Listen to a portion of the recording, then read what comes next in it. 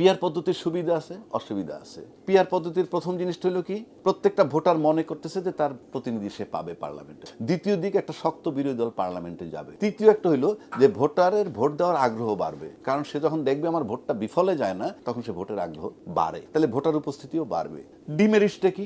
Demerits হইলো একটা নরে বরে সরকার হবে। দেখালো হঠাৎ করে একটা দলের থেকে 3টা সিট নিয়ে কেউ আসছে, সরকারের সমর্থন লাগে সেই দলের, এমনভাবে একটা আর্গুমেন্ট করবে, অন্যায় দাবি করে বলবে এটা ফুলফিল না করলে তোমারে আমি ভোট দিব না। ঠিক আছে, তখন কি করতে হবে? আপনাকে তো অন্যায় দাবি মেনে নেওয়া যাবে না, সে অন্যায় দাবি করতে পারে, আপনি তখন সরকারে থাকবেন না, ওই নির্বাচিত প্রতিনিধির মধ্যে আরেকটা সরকার হবে। এই যে পার্লামেন্টে যদি এইভাবে যান, 140টা সিট পেয়ে বা 60টা সিট পেয়ে মেজরিটি যিনি থাকবেন তিনি তো সরকার গঠন করবেন, তখন এই জুলাই সনদের বিষয়টা কথা আসবে।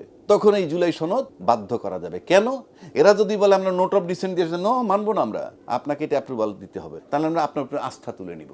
এই যে বাধ্যবাধকতাটা আনা যাবে যদি আপনি পিআর সিস্টেমে যান।